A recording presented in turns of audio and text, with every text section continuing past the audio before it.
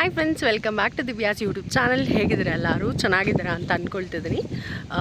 ನಾನು ಇವತ್ತು ಮತ್ತೊಂದು ವ್ಲಾಗ್ ಜೊತೆಗೆ ನಿಮ್ಮ ಮುಂದೆ ಬಂದಿದ್ದೀನಿ. ಇವತ್ತಿನ ಟಾಪಿಕ್ ಏನಂತಂದರೆ, ಹೆಣ್ಮಕ್ಳು ಬೇಗ ಬ್ರೇಕ್ ಡೌನ್ ಆಗಿಬಿಡ್ತಾರೆ. ಬ್ರೇಕ್ ಡೌನ್ ಆದಾಗ ತುಂಬ ಜನ ಕಮ್ ಬ್ಯಾಕ್ ಮಾಡೋದು ತುಂಬ ಕಷ್ಟ ಆಗುತ್ತೆ ಸಮ್ಟೈಮ್ಸು ಹೆಣ್ಮಕ್ಳಿಗೆ. ಸೊ ಅದರಿಂದ ಕೆಲವೊಂದು ಸಣ್ಣದಾಗಿ ಒಂದು ಟಿಪ್ಸ್ ಹೇಳ್ತೀನಿ. ಏನಂದರೆ, ನಾವು ಯಾರನ್ನಾದ್ರೂ ಒಬ್ಬರನ್ನ ಹಚ್ಕೊಳ್ತೀವಿ ಅಂತಂದರೆ ಸಿಕ್ಕಾಬಡೆ ಹಚ್ಕೊಳ್ತೀವಿ. ನಾವು ಮತ್ತೆ ಅವ್ರು ಏನಾದರೂ ಒಂದು ಮಾತಂದರೂ ಕೂಡ ನಮ್ಗೆ ಅದು ಮ್ಯಾಟ್ರ್ ಆಗಿಬಿಡುತ್ತೆ.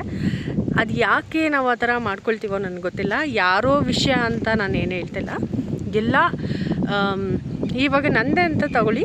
ಸೊ ಏನಾದರೂ ಒಂದು ಸಣ್ಣ ವಿಷಯಕ್ಕೂ ಬ್ರೇಕ್ ಡೌನ್ ಆಗೋದು ಕಾಮನ್ ಆಗಿದ್ಬಿಡುತ್ತೆ. ನಾವು ಯಾಕೆ ಆ ಥರ ಬೇಜಾರು ಮಾಡಿಕೊಂಡು ವೀಕಾಗಿರಬೇಕು ಅಂತ ತುಂಬ ಸರಿ ನನಗೂ ಅನಿಸುತ್ತೆ.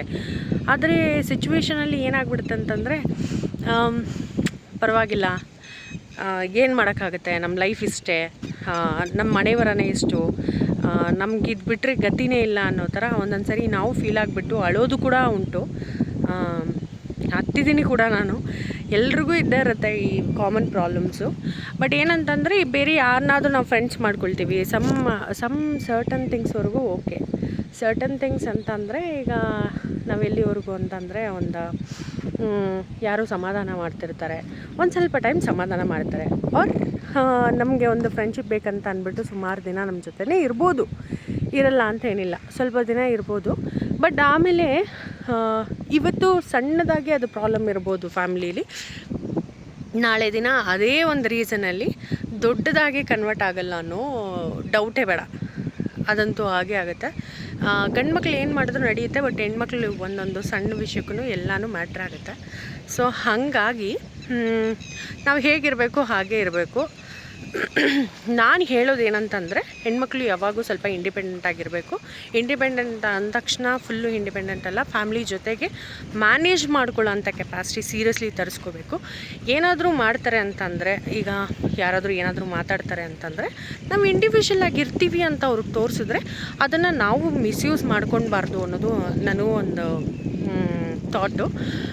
ಮಿಸ್ಯೂಸ್ ಮಾಡ್ಕೊಳ್ಳೋದು ಬೇಡ, ಬಟ್ ನಾವು ಇಂಡಿವಿಜುವಲ್ ಆಗಿರೋದಕ್ಕೆ ಏನು ಬೇಕು, ಅವಶ್ಯಕತೆ ಏನು, ಒಂದು ಮುಖ್ಯವಾಗಿ ದುಡ್ಡು ಬೇಕು. ಅದು ದುಡ್ಡನ್ನು ಸಂಪಾದನೆ ಮಾಡಿದ್ರೆ ನಮಗೆ ಫಸ್ಟು ಎಲ್ಲೆಲ್ದದ್ದು ಧೈರ್ಯ ಬರುತ್ತೆ. ಸೇವಿಂಗ್ಸ್ ಅಂತ ಸೀರಿಯಸ್ಲಿ ಮಾಡಬೇಕು. ಸೇವಿಂಗ್ಸ್ ಮಾಡಿಕೊಂಡ್ರೆ ನಮಗೆ ಯಾರು ಮೋರಲ್ ಸಪೋರ್ಟ್ ಬೇಕಾಗಲ್ಲ, ಫ್ರೆಂಡ್ಸ್ ಬೇಕಾಗಲ್ಲ, ಏನು ಬೇಕಾಗಲ್ಲ. ನಮಗೆ ಇವಾಗ ಧೈರ್ಯ ಇತ್ತು ಅಂತಂದರೆ, ಅದೇ ಫ್ಯಾಮಿಲಿನ ಕರ್ಕೊಂಡು ಯಾರು ನಮ್ಮನ್ನು ಹರ್ಟ್ ಮಾಡಿರ್ತಾರೋ ಅವ್ರ ಮುಂದೆನೇ ನಾವು ತಲೆ ಎತ್ತಿ ಬಾಳೋ ಥರ ಸೀರಿಯಸ್ಲಿ ಆಗುತ್ತೆ. ಇದು ನನ್ನ ಎಕ್ಸ್ಪೀರಿಯನ್ಸು. ಬಟ್ ಏನಂದರೆ, ನಾವು ಇಂಡಿಪೆಂಡೆಂಟ್ ಆಗೋದಕ್ಕೂ ಕೂಡ ಅವ್ರ ಸಪೋರ್ಟ್ ತೊಗೊಂಡು ಮಾಡಿಕೊಂಡು ಬಂದರೆ ಸ್ವಲ್ಪ ಕಷ್ಟ. ಅದನ್ನು ಮತ್ತೆ ಹೀಯಾಳಿಸಿ ಮಾತಾಡೋದುಂಟು. ಸೊ ಆದಷ್ಟು ಎಷ್ಟು ಬೇಕೋ ಅಷ್ಟನ್ನು ಮಾತ್ರ ಅವ್ರ ಹತ್ರ ಯೂಸ್ ಮಾಡ್ಕೊಳ್ಳಿ. ಸೊ ಇನ್ನು ಮಿಕ್ಕಿದ್ದನ್ನೆಲ್ಲ ಜಸ್ಟ್ ಗಿವ್ ಅಪ್ ಅಂತ ಹೇಳೋಕ್ಕೆ ಇಷ್ಟಪಡ್ತೀನಿ ನಾನು ಆ್ಯಕ್ಚುಲಿ ಇವತ್ತು ಕಬಿನಿ ಡ್ಯಾಮ್ ಹತ್ರ ಬಂದಿದ್ದೀನಿ. ಇದು ಸಣ್ಣ ಡ್ಯಾಮು, ನೋಡೋಕ್ಕೆ ಚೆನ್ನಾಗಿದೆ. ಆ್ಯಂಬಿಯನ್ಸ್ ಅಂತೂ ಸಿಕ್ಕಾಪಟ್ಟೆ ಚೆನ್ನಾಗಿತ್ತು. ನೀವು ನೋಡ್ಬೋದು ಅನಿಸುತ್ತೆ, ಹೀಗಿತ್ತು. ಸೊ ಅಷ್ಟೇ ನಾನು ಹೇಳೋಕ್ಕೆ ಇಷ್ಟಪಡೋದು. Thank you so much. Next ವೀಡಿಯೋಲಿ ಸಿಗ್ತೀನಿ. ಬಾಯ್.